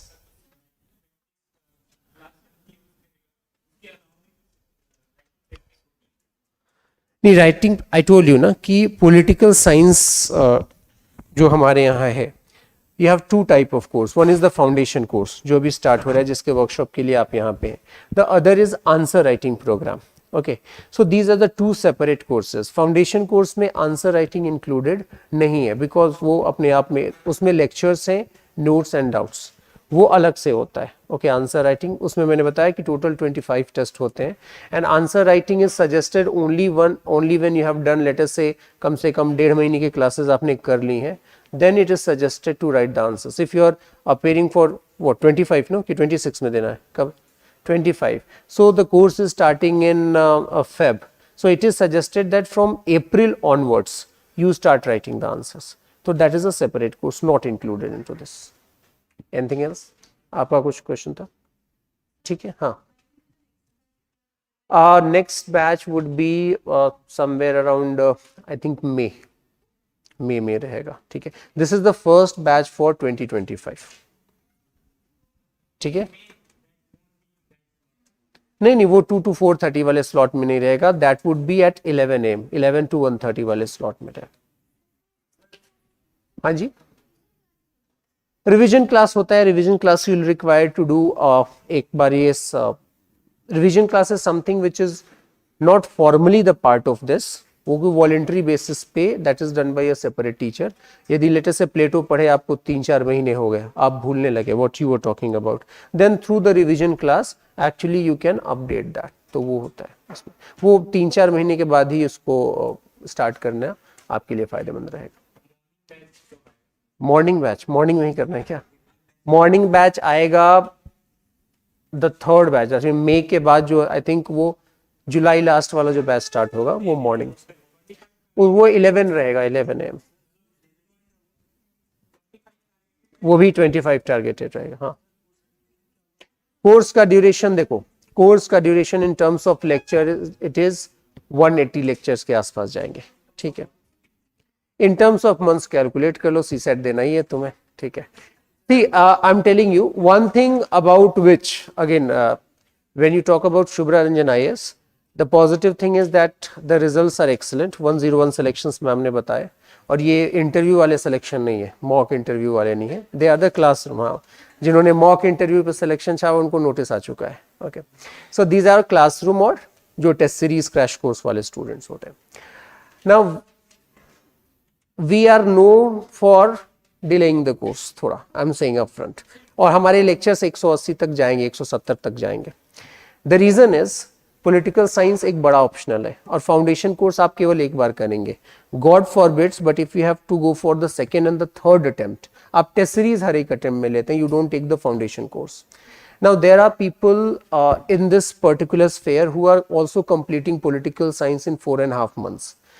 I and ma'am fail to understand ki how political science syllabus can be completed in 4.5 months. And again, I'm not pointing out name, but we have students who come with the notes of that institute and buy the notes of our institute so that they can supplement it. Now, when it comes to the time is important for student, but we need to realize that ma'am's time is much more important. And we have it's much easier for us to wrap up the batch in 4.5 months and start another batch. You can see the size of the classroom. Okay. But at certain point, ma'am believes that we cannot bring down the quality of lectures. फिर क्या होगा कि foundation course आप कर तो लेंगे, लेकिन फिर वो अधूरापन रह जाएगा. And therefore, bringing it less than 170 is not possible at all. तो 170 lectures जाएंगे, 6 classes per week, हो सकता है कभी डबल क्लासेस लगें, तो you can calculate accordingly, but 170 lectures, 170 से नीचे लेक्चर्स नहीं जाने हैं. And this happens why? Because after explanation comprehensive notes is dictated. आप कोर्स खत्म करके जाएंगे, ठीक है, some of you will get selected in the first attempt, किसी को सेकेंड जाना पड़ सकता है, किसी को third, and this is a normal thing. Don't be afraid of this. Harkirat Singh ranked 10 last year. St. Stephen's का student है, 6th attempt तक गया. It's not that he was foolish. St. Stephen का student है, and there are many. So after finishing the class, how you are remaining in touch with the subject? It is the notes. ठीक है, class में अच्छा explanation हो, but you won't be able to remember. So notes are very important. So just 6 or 7 copies that you will be preparing, that is going to be helpful.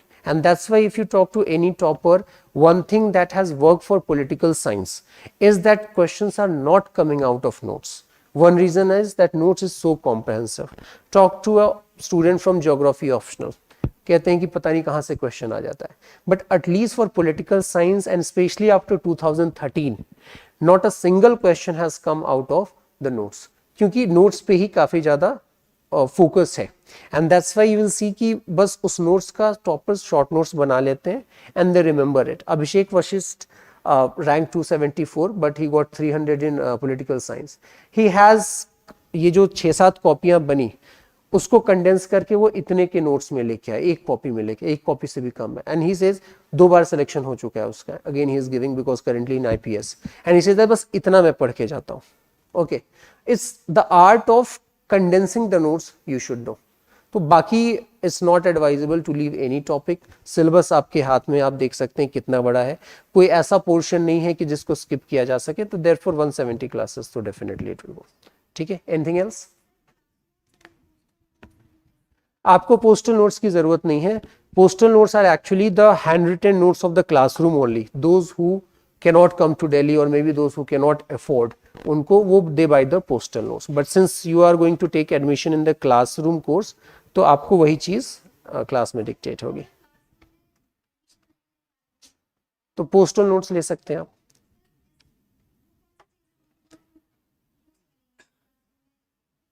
if you're not taking the admission in the classroom program, then you can go for, we have a course which is a combination of test series and postal notes.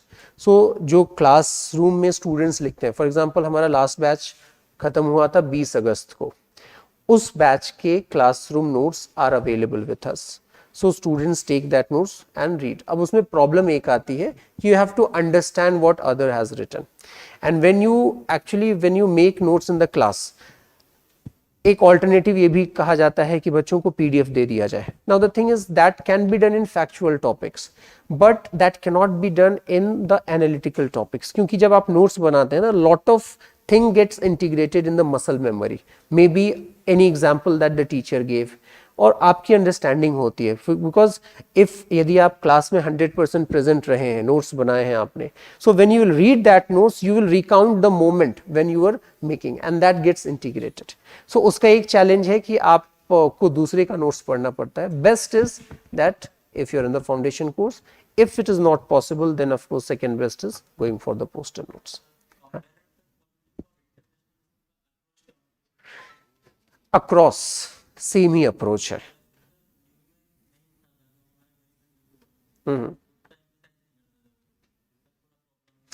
नहीं, मैं बता रहा हूं. See, first thing is approach is uniform across. Okay, और approach में भी over analysis करोगे तो फंसोगे. Simplicity is the best sophistication बोलते हैं. Okay, any preparation for any exam, particularly UPSC, is done in 3 stages. You have to know the things, you have to revise it, and you have to practice that. Latest से आप political science के हैं, लेकिन कुछ लोग ऐसे होंगे जिन्होंने बीटेक किया है, उन्होंने हना अरेंट का आज तक नाम नहीं सुना, ग्राम्सी का नाम नहीं सुना. सोक्रेटिस का तो सभी सुनते हैं, प्लेटो का तो सभी सुनते हैं, बट ग्राम्सी का नाम नहीं सुना. सो फर्स्ट इंस्टेंस में उनको पता चलेगा कि ग्राम्सी भी कोई थिंकर था, फिर पता चलेगा कि हेजेमनी के बारे में कहता था, and then what is hegemony, then he suggest counter hegemony, intellectual class, organic intellectual. At the end of the day what he requires कि वो सारा इंफॉर्मेशन रहे, he is going to write it in the paper. Now since it is the start of the journey, and that's why you can see question कि और कौन सी किताबें पढ़े. My question is कि वक्त कहाँ है? You don't have time, and this question should come कि notes के अलावा क्या पढ़ें only when at least 90% of the notes are stored here. पता लगा नोट्स ऑलरेडी पढ़े हुए हैं और हम किताब लेके चल रहे हैं, and this is the most dangerous thing that you have to avoid. I will tell you what happens. Plato से स्टार्ट होगा टॉपिक, मैम प्लेटो स्टार्ट करती हैं, and I start my topic, IGP का कोई ऐसा topic. Now when Plato starts, student Plato पढ़ते, Socrates पढ़ते हैं, what is good life, and they become philosophical as if उन्हीं को ही प्लेटो बनना है. देन और ma'am takes that particular thing quite comprehensively. आपको वेस्टर्न पॉलिटिकल थॉट में ही कम से कम 50 क्लासेस लगेंगे, because that is building the base of it. After that student will come कि वेस्टर्न पॉलिटिकल, प्लेटो के लिए और कौन सी किताब पढ़े. Now you have to understand that western political thought, you can see the syllabus, is just one of the topic out of 40 topics, and Plato is one of the 10 thinkers that you have to read. आप पढ़ लो प्लेटो जितना पढ़ना है. Okay, सो प्लेटो में आप बन जाएंगे expertise, और India Israel relation, comparative politics वैसे ही रह जाएगा. So you need to understand that UPSC is a constitutional body. Question uniform आते हैं, go home and mark it with the topic. एकदम क्वेश्चन आपको एनएचआरसी पे भी आएंगे, क्वेश्चन प्लेटो पे भी आएंगे. So there is a very uniform approach, and therefore start में ही you have to actually avoid approach जो फॉलो करना है. एक बार चीजों को आप समझ गए ना, उसके बाद you have to mug it up only. आप समझ गए सोक्रेटिस क्या कहते थे, आप ये नहीं कहेंगे कि सोक्रेटिस और मैकियावेली एक ही चीज कहते थे. No, Machiavelli is different. You can not say कि Machiavelli and Gandhi were talking about the same thing, but particularity आपको याद करना पड़ेगा. Which author in which book is talking about which argument. This is something that you need to remember. And one reason why even people from non-political science, engineers are able to score high. Vishakha Yadav, rank 6. Last year, Utkarsh Dwivedi, mechanical engineer, rank अभी 314 marks आए थे, अभी भी वो break नहीं हुआ record उसका. Why they have been able to score high? Because they read it in a very objective manner.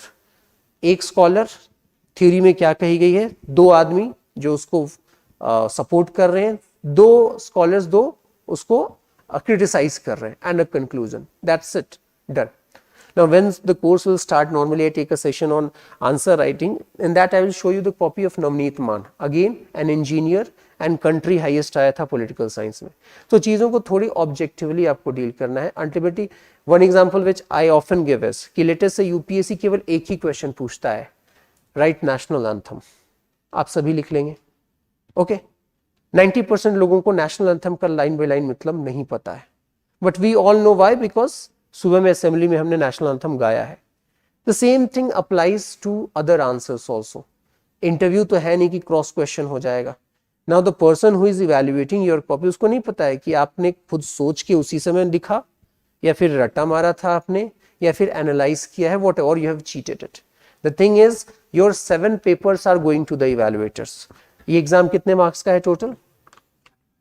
नहीं, टोटल ये पूरा एग्जाम 2025, जिसमें इंटरव्यू के लिए कितने हैं? 275.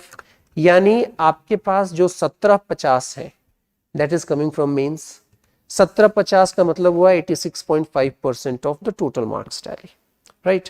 ये 1750 कितने पेपर से आ रहे हैं? 7 पेपर से, क्योंकि 2 पेपर क्वालिफाइंग है. 7 पेपर से आ रहे हैं. उस 7 पेपर्स में क्या टेस्ट हो रहा है? आपकी writing skill. 7 into 3 21 hour of continuous writing, और जो आप डॉक्यूमेंट तैयार कर रहे हैं वो इवैल्यूएटर के पास जा रहा है. In prelims it can be a luck based thing, क्योंकि 15 मिनट्स में ही डिसाइड होता है, लास्ट के 15 मिनट्स में, कि आप जो क्वेश्चन आपने बचा रखा था, डाउट में थे, उससे आप इन हो रहे हैं या फिर आउट जा रहे हैं, आप गलती ज्यादा कर दे रहे हैं कि करेक्ट ज्यादा कर रहे हैं. Interview completely luck based. 6 दिसंबर को रिजल्ट आया, 280 of our students have qualified. We are going to start the interview from 26. It is a completely luck based. 25 minutes, various factors involved. Ideology, the kind of board, आप किस background से belong करते हैं, maybe religion and caste can also be a matter, क्योंकि human है. But mains में आपके answers जा रहे हैं, आप सेंट स्टीफन से हैं या फिर आप बोल रहे थे नॉर्मल कॉलेज से, उसको नहीं पता है. He just is interacting with the answers, and therefore that is important. Answer आप कब अच्छा लिखेंगे? जब आपने चीज़ों को जाना है, उसको रिवाइज किया है और उसको लिख के देखा है. So the approach, again coming back to the same question, approach is you have to know the things, revise it and write it. So in the class just focus. If you are attentive in the class, 90% काम यहीं पे हो जाता है. Rest 10% revision. आप कितना भी 100% भी फोकस रखेंगे, इस कुछ फैक्चुअल चीजें हैं जो आप भूल जाएंगे, आपको याद करना ही पड़ेगा. Articles, judgments, that you will forget. So नहीं, एम लक्ष्मीकांत यहाँ पे नहीं, जो आईजीपी सेक्शन हम करने वाले हैं यहाँ पे, M Laxmikanth is not a relevant book here. Again M Laxmikanth is one book which is often criticise, शायद मैम ने भी क्रिटिसाइज इसको किया होगा, but I believe that M Laxmikanth is a book without which prelims can not happen, and after prelims उसका कोई use नहीं है. ठीक है, it's as simple as that.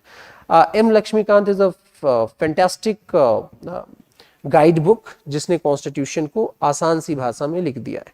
Now other they rank 6 Shubham Gupta, अभी महाराष्ट्र कार्डर में है, he was here. So he said that मैं लक्ष्मीकांत नहीं पढ़ता था, ठीक है, मैं सीधे कॉन्स्टिट्यूशन से पढ़ता था. Again I have my doubts on that, because constitution को सीधे फर्स्ट हैंड पढ़ना इज वेरी डिफिकल्ट, बिकॉज वो पूरा लॉयर वाला लैंग्वेज है, आपको पता है, लॉयर्स पैराडाइज कहा जाता है कॉन्स्टिट्यूशन को. लक्ष्मीकांत को क्रेडिट इसलिए दिया जाता है कि वो एक गाइड के रूप में उन्होंने अच्छे से सब कुछ आपको फैक्चुअल इंफॉर्मेशन दे दिए. तो यहाँ पे लक्ष्मीकांत ऑफ कोर्स ओवरलैप होंगे, क्योंकि अब यूसीसी आर्टिकल 44 है, लक्ष्मीकांत भी वही कहेगा और यहाँ मैं भी वही बताऊंगा, बट लक्ष्मीकांत में एनालिसिस बिल्कुल नहीं है, इट्स अ फैक्चुअल थिंग. यहाँ पे हम एनालिसिस रखेंगे. And a question which often comes is कि what is the difference between the polity that we have to do in GS2 and what is the difference between the IGP. So केवल 2 difference है.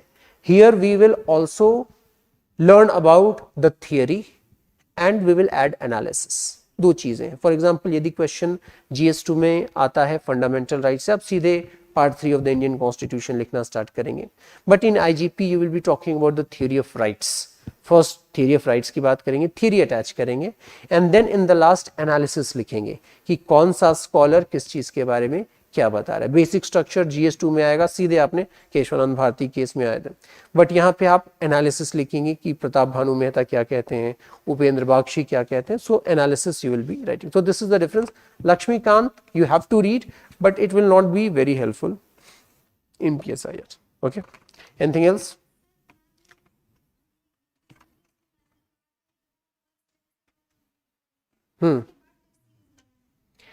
Again, here also I would like to differ a bit, okay? क्योंकि दो चीजें होती है, जब पूरा syllabus आप कंप्लीट करोगे ना और उसके बाद आंसर लिखना शुरू करोगे तो प्लेटो का नाम भी भूल जाओगे तब तक, okay? And a topic is complete only if आपने कुछ उस पर आंसर्स लिखे हैं, तो एफर्ट दोबारा डालना पड़ रहा है उसी तरीके से. You can try if you want, you can try कि पूरा सिलेबस, मैंने बताया 170 लेक्चर लगेंगे, आप समझ सकते हैं कि क्या can you afford to again come back and write. मेरे हिसाब से after 2 months you are in a position, see once the teacher has completed Plato, Aristotle, Machiavelli, Hobbes and Locke, teacher को जितना पढ़ाना था उन्होंने पढ़ा दिया. He is not or she is not going to come back and teach. Now the ball is in your court. ये answer आप आज लिखेंगे, दिसंबर में लिखेंगे, प्रीलिम्स के बाद लिखेंगे या फिर सीधे एग्जामिनेशन हॉल में ही लिखेंगे, okay? But it is always suggested कि आप कुछ आंसर्स साथ में लिखते हुए चले, ठीक?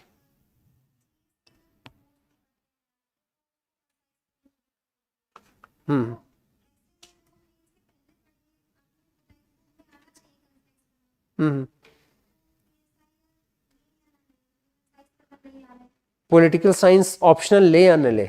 अच्छा, this is the primary question. अरे तो पहले इसी क्वेश्चन को डील करना चाहिए था ना. मतलब यू आर कंफ्यूज कि political science optional as an optional अच्छा है या नहीं है. हाँ हाँ हाँ. नहीं, कंसाइज तो सबको करना पड़ेगा ना. False, which other optional you are thinking? Psychology has a smaller syllabus. I am not very, बहुत ज़्यादा नॉलेज इसका है नहीं मेरे को. But political science is a good optional for 4 reasons. First is the syllabus is interesting, आप देख सकते हैं कि आपको अच्छा लगता है कि सिलेबस नहीं. दूसरा, ऑप्शनल का ओवरलैप बहुत ज़्यादा है. मैम ने पूरा ओवरलैप एक्सप्लेन किया, राइट फ्रॉम एसए में ओवरलैप है, GS1 में ओवरलैप है, वर्ल्ड हिस्ट्री, ठीक है, GS2 तो पूरा ओवरलैप है, GS4 में ओवरलैप है. Third thing is that with respect to political science you have a 1 point solution here, जहां से कि सिलेक्शंस 99% सिलेक्शंस हो रहे हैं. So you can be convince कि यदि आप यहाँ पे अच्छा कर रहे हैं तो that is the competition. Fourth is that political science has been giving, it has been an evergreen optional, जिसमें कि सिलेक्शंस एक लेवल पे अच्छे रहे अक्रॉस, ठीक है? इफ यू हैव टू सी कि आप उसमें इंटरेस्टेड हैं या नहीं है, ठीक है? हाँ,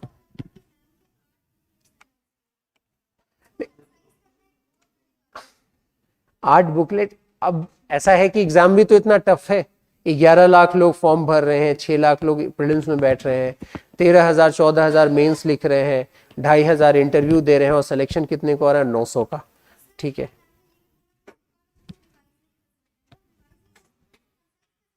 अरे ऐसा नहीं है कि रिवाइज नहीं, रिवाइज करेंगे नहीं तो कैसे लिखेंगे पहले?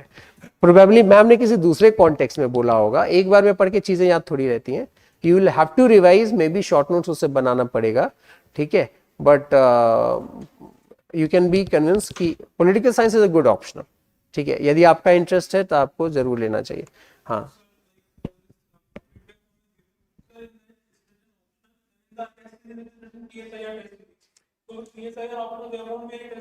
in the foundation course test series is not included. That is, I told you, no, there are 2 courses of political science here. One is the foundation course जिसमें आपको lectures मिलते हैं. The another is test series, that is a separate one. ठीक है? हाँ जी, last question आपका please. Okay, thank you.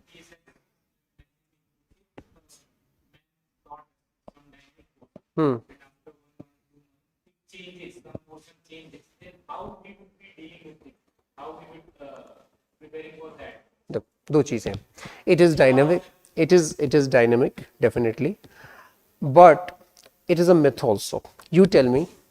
यहाँ पे हम इंटरनेशनल रिलेशंस की बात कर रहे हैं. That means relation between 2 countries. कितना समय लगता है 2 देशों के बीच में? क्या 1 महीने में 2 देशों के बीच के रिलेशंस बदलते हैं? It takes decades. It takes decades, and that's why we study IR in phases. India China की बात करें तो एक फेज था 47 से 62 तक, ठीक है, नेहरू वाला टाइम. फिर 62 वॉर के बाद 62 से 87 तक जब राजीव गांधी विजिट करते हैं, कोल्ड पीस वाला time. After that we started warming up and of course after 2014. ठीक है. नहीं, इफ आई आस्क यू कि इंडिया चाइना में लास्ट इंपॉर्टेंट इंसिडेंट क्या हुआ था? डोकलाम, गालवान, उससे पहले. ठीक है. अब कोई इंडिया का मिलिट्री जनरल वहां के जनरल से मिल रहा है, उसको इंपॉर्टेंट इवेंट थोड़ी बोलेंगे. So it is important to know, and this is a very big myth. It is dynamic, but relation between two countries, they don't change over a period of 1 year, 2 years. It takes decades. ठीक है. तो आप newspaper जो पढ़ेंगे वो पढ़ते रहिए. That's it. उसी से अदरवाइज यदि इतना चेंज होता तो हरकीरत सिंह का मैंने एग्जांपल दिया, 6th अटेम्प्ट में सेलेक्ट हुआ था, 7 साल पहले कोर्स किया होगा, तब तो सिलेक्शन नहीं होता ना उसका. So a certain level of updation is required. कुछ मेजर चेंज होता है, you need to update it. But ऐसा नहीं है कि वो बॉल बाय बॉल कमेंट्री लिखने की जरूरत होती नहीं है. आपके पास उतना स्पेस नहीं होता है और ना ही उतना टाइम होता है. it is sufficient, and whatever requirement is up to optional level, and in between prelims and mains we have the crash course. वो तो सभी स्टूडेंट्स करते हैं. crash course is something, again if I can use the word, it is indispensable. And this year also in crash course we had 3000 students. Crash course is basically a course wherein the previous year questions, 1A में तो कुछ change होना नहीं है, अब प्लेटो और Socrates में क्या चेंज होगा. ठीक है. ज़्यादा फोकस रहता है वो पेपर 2 पे रहता है, क्योंकि यदि आपने फॉर एग्जांपल फेब में भी ये बैच स्टार्ट हो रहा है, this is the first batch of 2025, and prelims से 2 महीने पहले भी यदि किसी का खत्म हो रहा है, तो जो लिमिटेड चेंजेस हुए हैं उसमें जो अपडेशन रिक्वायर्ड होता है वो क्रैश कोर्स में करा दिया जाता है. ठीक है. सो उतना डायनेमिक भी नहीं है. Questions again once we start the course, answer writing का जब I will take the class, there I will show that questions are always on theme. For example घर जाके देखना, इंडिया यूएन रिलेशन पे एक क्वेश्चन हर बार आया है, India's claim for permanent seat in UN security council. whenever it has been asked, यही question ही पूछा गया है. Okay. India Israel and Arab वाला जो प्रॉब्लम है वो इसी ट्राइंगल में क्वेश्चन आता है. तो questions are on theme, they are not on particular event. So one keep on reading one newspaper, and whatever required updation is, that is done in the crash course. ठीक है.